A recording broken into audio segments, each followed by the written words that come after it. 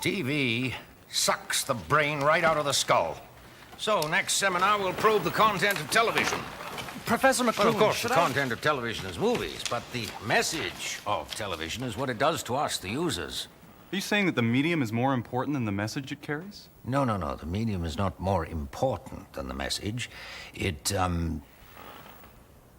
obvious. The medium is the message. The medium is the message? What does that mean? Well, of course, the medium is the message. It's what He's full of great ideas. Like print changed the shape of the world, people remember? Don't read newspapers, they get into them like a warm bath. This Canadian changed the way the world thinks about communications. Is the message, then the content must be the audience. And of course, electronic information is turning the world into a global village. Take light bulbs, they're an information medium. Even at the height of my liberal degeneracy, I was never a big fan of Timothy Leary. Even after using psychedelics, my opinion was that Leary was mostly pseudoscience and woo. However, I've always been a fan of the How to Operate Your Brain psychedelic film. I enjoy the way the audio and visual work together to form an experience. Along with this video, I released a version of How to Operate Your Brain with a backdrop for 1080p and enhanced psychedelic effects. If you're unfamiliar with the work, you can find it there. In the film, Leary relays the message of Marshall McLuhan. If you want to change the message, change the medium. Communications technology gave man the ability to project their scope of perception and to fine-tune their experience, ultimately reshaping their mind. But was that reshaped experience one created by the individual or one created by the commercial sponsors? The relatively new medium of the internet both democratized information as well as hyper-commercialized it.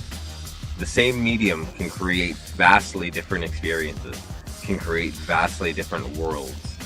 Without the limitations imposed by the government and corporate sponsors, there was what can only be described as an explosion of consciousness and new awareness among vast networks of people.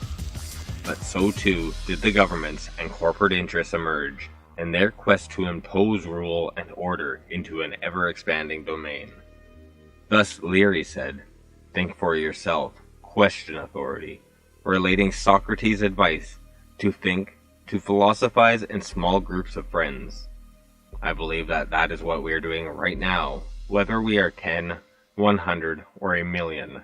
A million minds in conversation forms a meta-reality more real than the individual mind.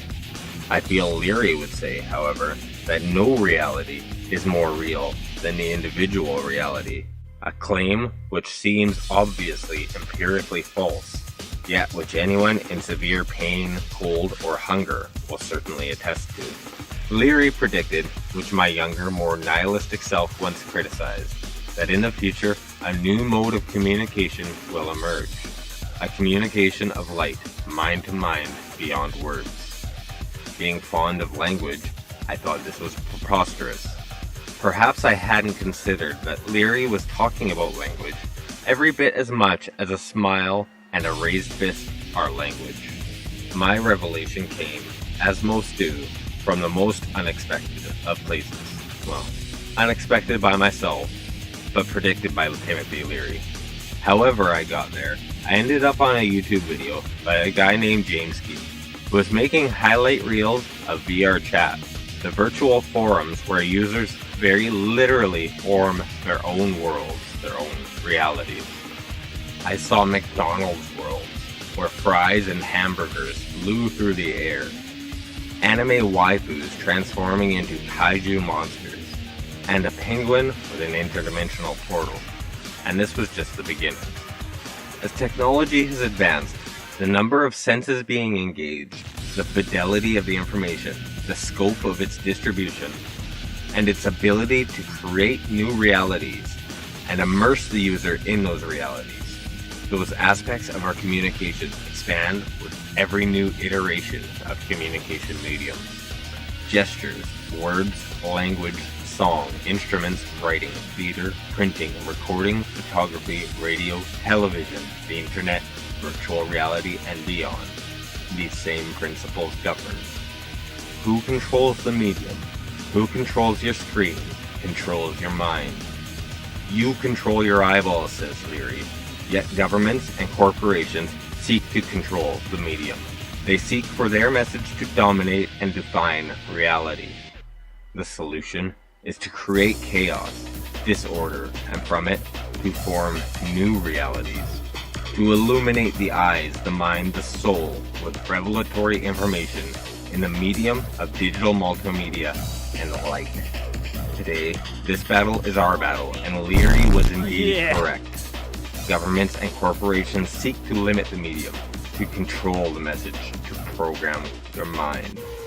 Control your own mind by controlling your eyes, by seeking revelation in the form of the light. Already, a new consciousness is arising, a mode of communication beyond words. You can create reality, or it can be created by the sponsors. Think for yourself. Question authority. Learn how to operate your brain. Learn how to create order from chaos. Learn how to communicate in the language of light.